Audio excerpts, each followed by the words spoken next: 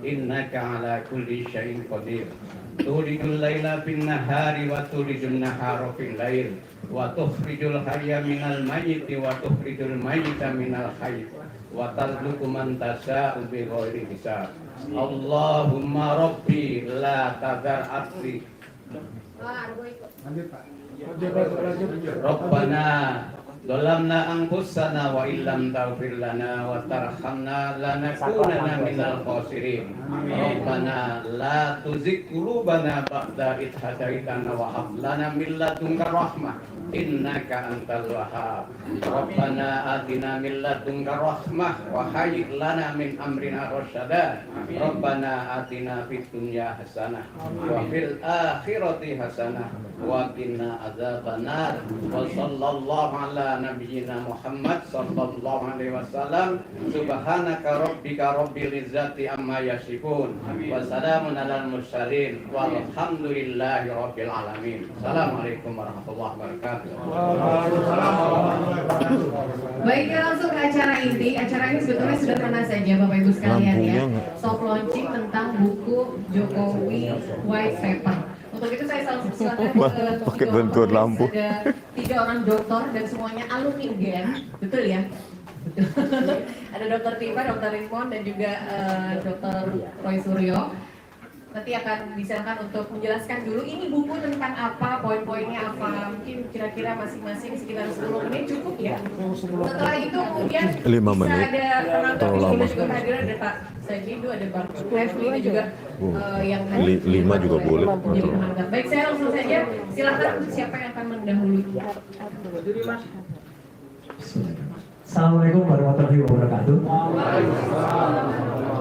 Ya, alhamdulillah.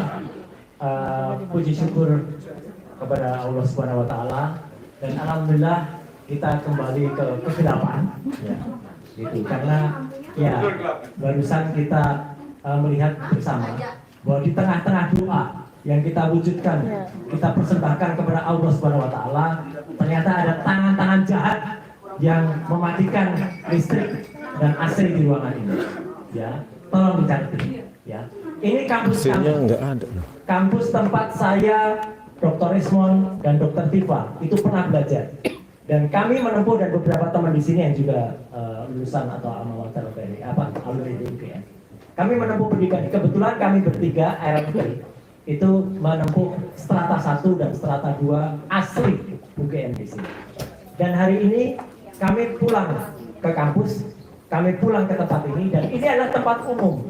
Tempat yang digunakan oleh unit kegiatan, salah satu unit di Universitas Gadjah Mada untuk membuka bisnisnya dan membuka coffee shopnya untuk tempat minum, tempat makan dan bisa digunakan untuk umum. Kami sudah mengalah, ya. Kami sudah mendapatkan izin, kami sudah melakukan down payment, sudah diterima resmi kemarin. Ya, untuk penggunaan ruang Nusantara di University Club ini. Tapi secara tidak sopan, ya, pagi hari tadi hanya berbekal WhatsApp itu dibatalkan. Ya. Tapi insya Allah karena niat kami baik, nawa kami baik untuk seluruh rakyat Indonesia, kami nanti akan menceritakan sebuah perjalanan panjang yang kami tulis bertiga, RRT, Roy Resmond Tifa. Ya, dan hari ini kita wujudkan itu untuk mewujudkan bahwa kami memang melakukan semuanya itu pure science, ilmu pengetahuan. Nanti di dalam buku ini, itu ada yang nanti akan terangkan sedikit ya. Ada penjelasan tentang telematika, telekomunikasi media informatika, tentang peristiwa yang terjadi pada tahun 2013 yang mengawali semuanya. Ketika seseorang mengaku lulusan UGM, tetapi IPK-nya katanya di bawah 2. Ya. Dan itu menimbulkan pertanyaan di masyarakat. Itulah yang mengawali semuanya. Itu ada cerita dalam buku ini. Kemudian cerita perjalanan panjang berbagai peristiwa yang ada. Analisis ilmiahnya, ada analisis ELA, Error Level Analysis. Ada kemudian Dr. Ismon sangat dalam mengulas soal digital forensik. Kemudian Dr. Tifa akan mengulas soal neuropolitika dan juga tentang behavioral neuroscience ya. Itu semuanya ada dan buku ini tebalnya jauh di atas dari 500 bahkan hampir 700 halaman. Ya. Buku ini kita lakukan soft launching tetap saat ini. Alhamdulillah teman-teman semua yang telah menjadi saksi kehadiran buku ini, ya, di tempat, di kawah candar, di muka ilmu yang universitas ini berdiri tanggal 19 Desember 1949. Dan ketika kampus ini dibuat, waktu itu kami atau senior kami melakukan kuliahnya di Pagelaran, di Keratonnya Yogyakarta di Ningrat. Dan itulah kalau pertanyaan kenapa kami launching buku ini di sini, di kampus Universitas Gadjah Mada dan di tempat di mana Keratonnya Yogyakarta di Ningrat itu kemudian menjadi saksi dari kelahiran kampus UGM. Dan kami semua menyentil kepada para Anda lulusan dan juga kemudian juga mahasiswa di UGM. Ya. Apa yang kami tulis ini tidaklah berarti apa-apa tanpa dukungan Anda semua. Jadi insya Allah itu yang kami lakukan hari ini.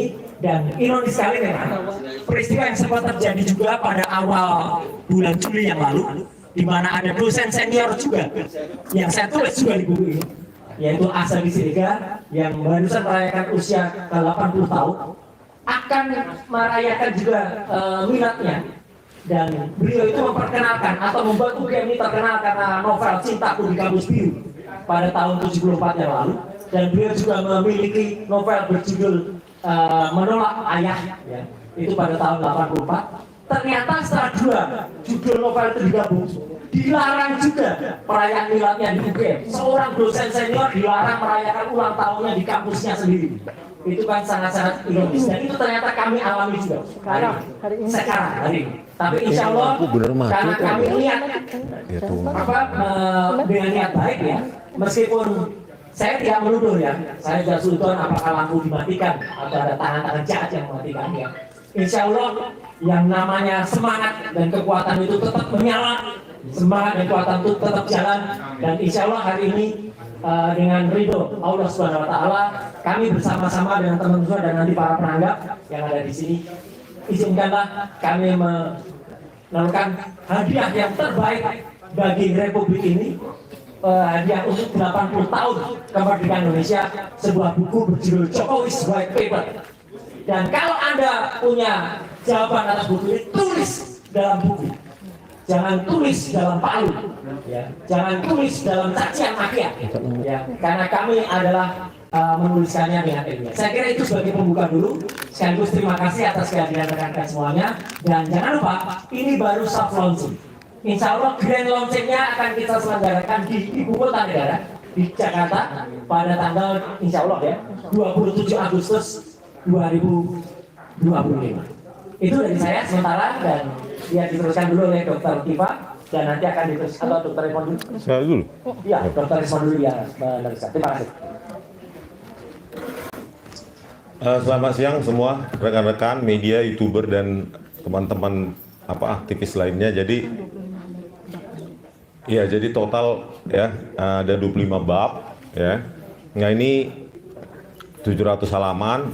Seperti dikatakan oleh Pak Roy Suryo bahwa jika di adab dan etika akademik kan, ya, harus dibantah juga dengan buku. Jadi jangan ad hominem kalau dari pihak Pak Jokowi maupun yang lainnya.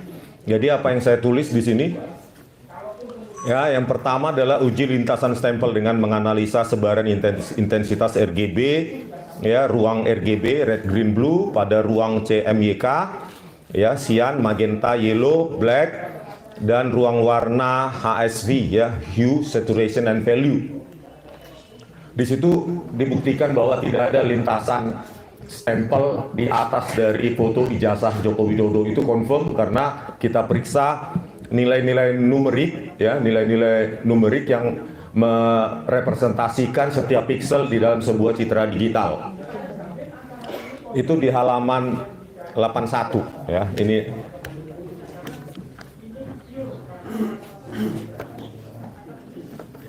nah, inilah nanti rekan-rekan ya. Nah, ini sebenarnya sederhana, ya, skripsi aja pun sebenarnya tidak layak sebenarnya ini. Cuma banyak yang nggak berani aja. Terus yang kedua adalah uji ELA, error level analysis itu, ya. Itu menguji sebaran dari kompresi di sebuah file JPG yang diupload oleh saudara Dian Sandi Utama yang diklaim asli dan kita buktikan tidak asli.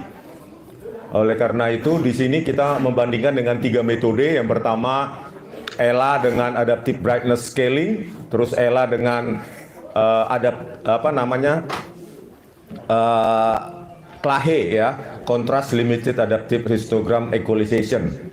Terus berikutnya ya, jadi di sini didapatkan bahwa sebaran-sebaran yang sangat dicurigai merupakan tempelan-tempelan secara digital.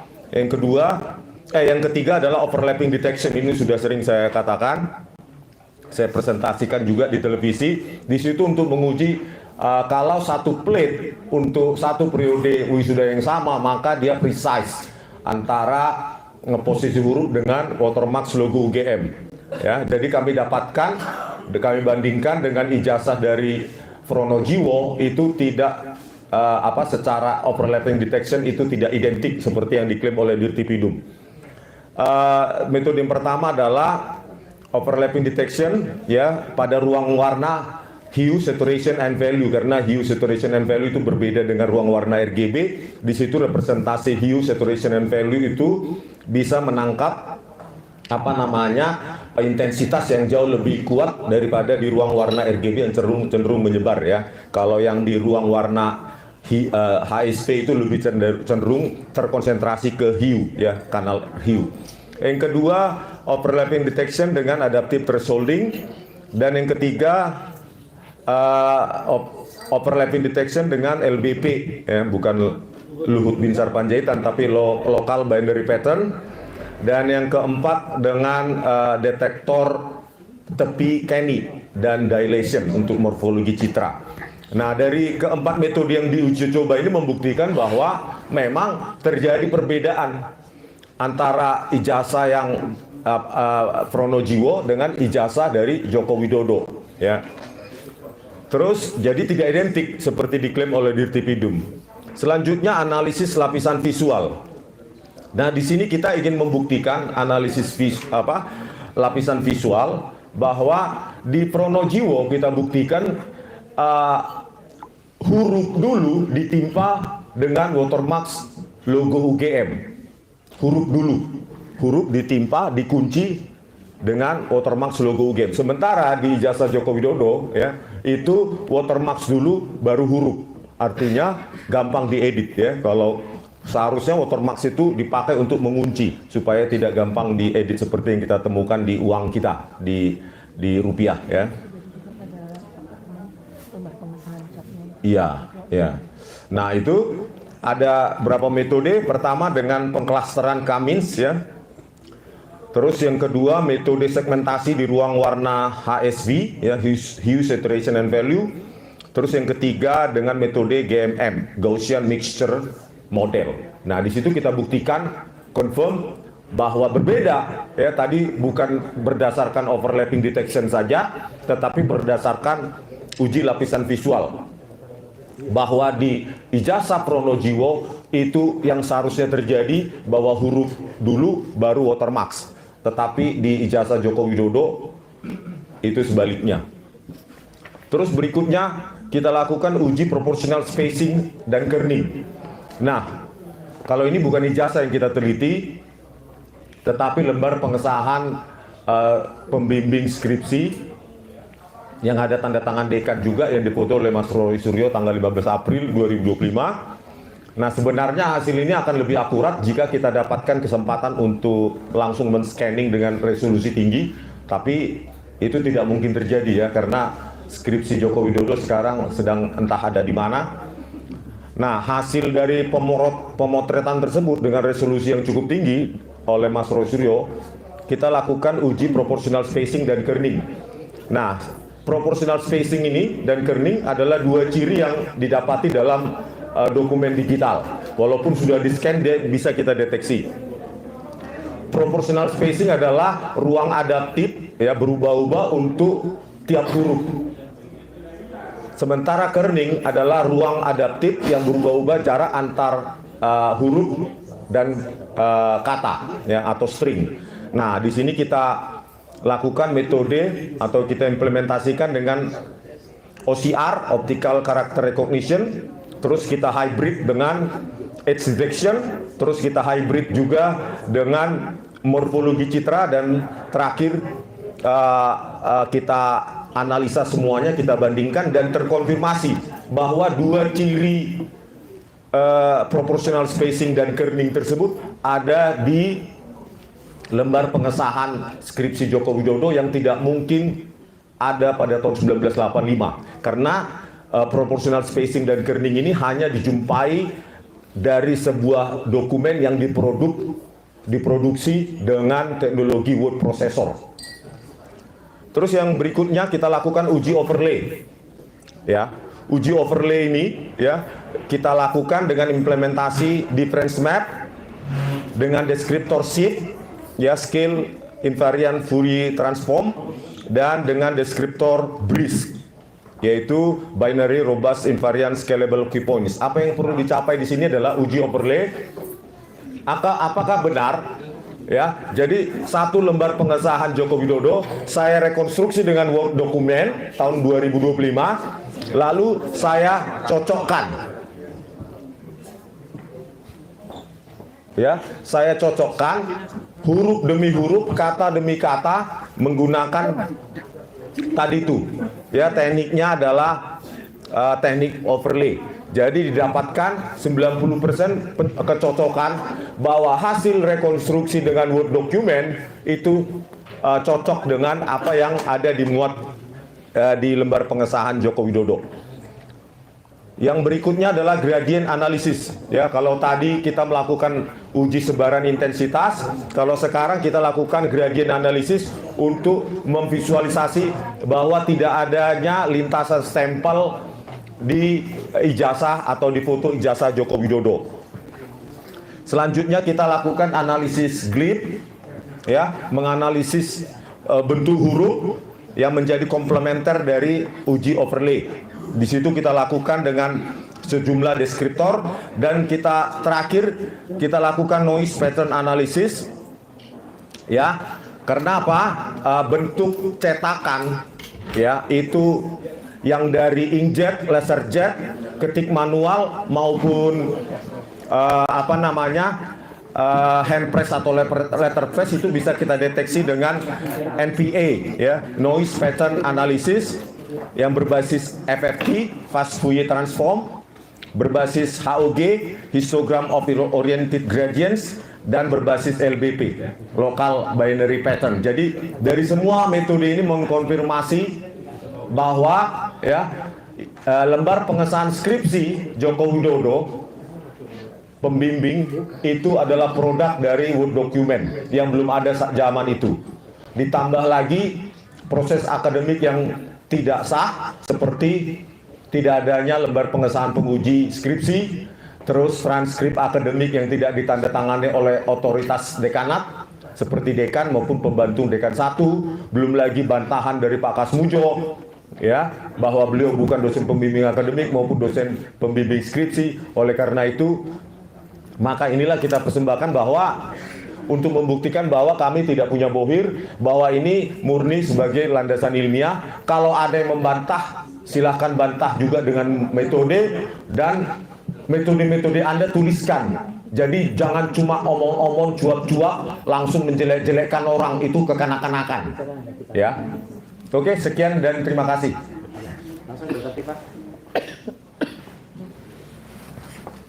Baik, bismillahirrahmanirrahim. Assalamualaikum warahmatullahi wabarakatuh. Ya, jadi ini sebetulnya kita ini sebetulnya ingin memberikan hadiah ulang tahun kepada Republik Indonesia ke-80 ya, atas kemerdekaan bangsa dan rakyat Indonesia. Tetapi ternyata pada hari yang sama kita semua mendapatkan penjajahan kembali. Ya. Karena memang saya yang melakukan komunikasi dengan pihak UC dan diterima dengan baik oleh manajemennya. Kami diberikan kesempatan untuk melakukan silaturahim, ya, berkomunikasi dengan sesama alumni UGM, dan sudah diberikan ruangan di ruang Nusantara. Tetapi tiba-tiba pada malam hari saya mendapatkan WA, katanya siapa yang mengadakan, jadi dari kepolisian dan dari pihak UGM pun menanyakan siapa yang menyelenggarakan dan sebagainya. Saya rasa kalau ada arisan atau apapun yang diselenggarakan di sini juga nggak bakal ditanya seperti itu. Jadi sekali lagi ini adalah inequality before the law ya, yang dilakukan oleh UGM sendiri. Karena beberapa waktu yang lalu di tanggal 26 Juli 2025 itu sebuah acara diselenggarakan di internal menggunakan fasilitas UGM. Bahkan kita juga sudah identifikasi bahwa yang hadir yang mengatasnamakan peserta reuni ya itu pun tidak semuanya orang UGM ya. Kita bisa mengidentifikasi ada beberapa orang di luar UGM yang hanya karena menggunakan baju seragam warna biru dinyatakan sebagai peserta. Padahal itu bukan orang-orang UGM. Kami tahu dengan ya, persis ya siapa orang-orang itu. Tetapi kami sebagai alumni UGM malah dilarang. Dan bahkan hari ini ya kami sudah patuh ya menerima pembayaran yang kami lakukan hari kemarin di tanggal 17 Agustus 2025. Kami sudah patuh untuk tidak menggunakan uang tersebut, tidak memaksa untuk menggunakan uang tersebut, tapi kami menggunakan coffee shop. Karena coffee shop ini kan mau bebas, semua orang boleh untuk membayar makanan dan minuman di sini. Dan coffee shop ini setahu kami ada AC-nya dan ada lampunya, begitu ya. Tetapi ketika kami akan membayar makanan dan minuman yang akan nanti dinikmati oleh tamu-tamu kami. Tetapi kan seharusnya kami juga mendapatkan fasilitas berupa AC dan lampu. Tetapi dengan sangat menurut ini tragis sekali gitu ya. Intimidatif ini dengan sengaja AC dan lampu dimatikan apa? Supaya kita tidak betah di sini. Tetapi teman-teman semuanya yakinlah ya bahwa kalau acara itu diridhoi Allah ya, dimanapun kita berada kita akan tetap merasa sejuk.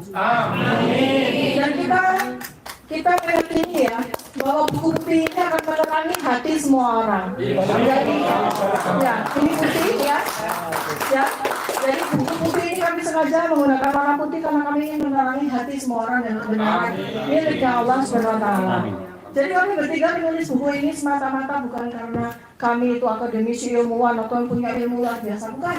Tapi kami bertiga ini alatnya Allah. Ya kami alatnya Allah saja. Kebetulan Allah memberikan ilmu kepada kami bertiga ya, amanah Allah itu tugas untuk bagaimana ketika Republik ini dipenjarakan dengan pertanyaan yang tak berkesudahan 11 tahun lamanya, bahkan sampai korban dipenjarakan, dikriminalisasi kayak 2 orang yang tidak berdosa, tidak bersalah, tidak melakukan kejahatan apapun, dipenjara bahkan sampai salah satunya belum juga bebas dan sekarang itu ada sebuah penjajahan terhadap hak asasi manusia yang sangat luar biasa. Sekali lagi hari ini pun kita ternyata belum merdeka teman-teman ya. Nah kami hanya sekedar menceritakan apa yang menjadi karya kami yang kami mulai sejak tahun 2022 sampai dengan hari ini, sebuah karya akademik, sebuah karya ilmiah ya. Karena mengingat waktunya maka kami putuskan bersama sejatinya 45 karya, ini 45 karya terdiri atas 700 halaman yang kami lakukan bertiga, sejatinya akan kami publish dalam bentuk jurnal. Sebagian sudah kami publish dalam bentuk jurnal. Tetapi jurnal itu seperti teman-teman semua ketahui, jurnal itu yang membaca itu cuma orang-orang yang punya kepentingan. Selain dari itu ya sudah tersimpan aja di perpustakaan digital tanpa pernah disentuh orang. Tetapi kalau buku ini bisa ratusan bahkan ribuan tahun. Jadi seperti dengan kami, kebenaran ini sudah kami kunci di buku ini. Sudah kami kunci di buku ini dan menjadi sebuah jejak abadi. Tidak ada siapapun yang bisa menghapus kebenaran-kebenaran secara akademis yang sudah kami tulis dalam buku ini. Dan teman-teman supaya tahu